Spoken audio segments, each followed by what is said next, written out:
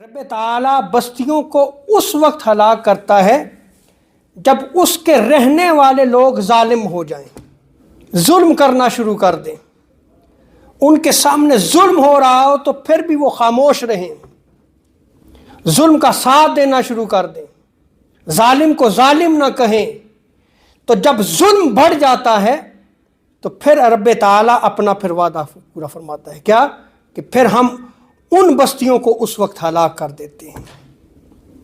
تو ہلاکت کا سبب کیا بنا؟ ظلم بنا، عدل و انصاف کو چھوڑ دیا گیا۔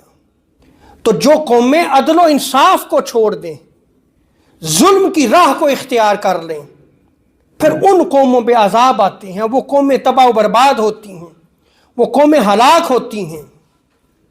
اسی لیے حضرت عبداللہ ابن عباس رضی اللہ تعالیٰ عنہما آپ بیان فرماتے ہیں کہ اللہ تبارک و تعالیٰ ظلم کی وجہ سے بستی کو ہلاک کر دیتا ہے۔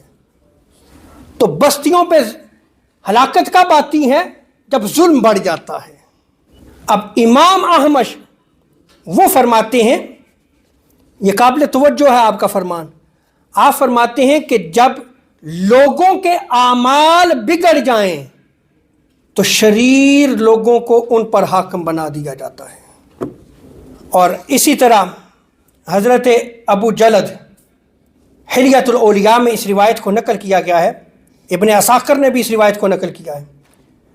آپ بیان فرماتے ہیں یبعث علی الناس ملوک بذنوبہم، کہ لوگوں پر ان کے گناہوں کی وجہ سے کرپٹ حکمران مسلط کیے جاتے ہیں۔ کرپٹ حکمران کب آتے ہیں؟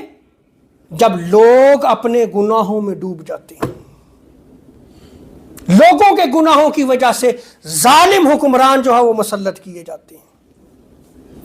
اور حضرت عبداللہ ابن عباس رضی اللہ تعالیٰ عنہما آپ فرماتے ہیں کہ جب اللہ تبارک و تعالیٰ کسی قوم کو سزا دینے کا ارادہ فرماتا ہے تو اس پر بدترین لوگوں کو حاکم بنا دیتا ہے، بدترین لوگ حاکم بن جائیں گے۔ پھر کب؟ جب رب تعالیٰ ارادہ فرماتا ہے اس بستی کو ہلاک کرنے کا، ان لوگوں کو سزا دینے کا، اس قوم کو سزا دینے کا رب تعالیٰ ارادہ فرماتا ہے۔ اور پھر آپ نے یہ تلاوت ارشاد فرمائی وَمَا أَصَابَكُم مِّن مُّصِيبَةٍ فَبِمَا كَسَبَتْ أَيْدِيكُمْ، اور تم کو جو مصیبت پہنچتی ہے وہ تمہارے اپنے کیے ہوئے کاموں کا نتیجہ ہے۔ تم ظلم کرتے ہو، تم ظلم کا ساتھ دیتے ہو، اور پھر تم توقع کرو کہ جو نیک حکمران تم پر مسلط ہو؟ نہیں، جب تم ظلم کرو گے، ظلم کو برداشت کرو گے، ظلم کا ساتھ دو گے، عدل و انصاف چھوڑ دو گے، تو پھر تم پر ظالم حکمران مسلط کیے جائیں گے، یہ تمہارے ہاتھوں کی کمائی کا نتیجہ ہے۔ اور حضرت یونس بن اسحاق اپنے والد سے روایت کو نقل کرتے ہیں، امام بہقی نے شعب الایمان میں اس روایت کو نقل کیا ہے۔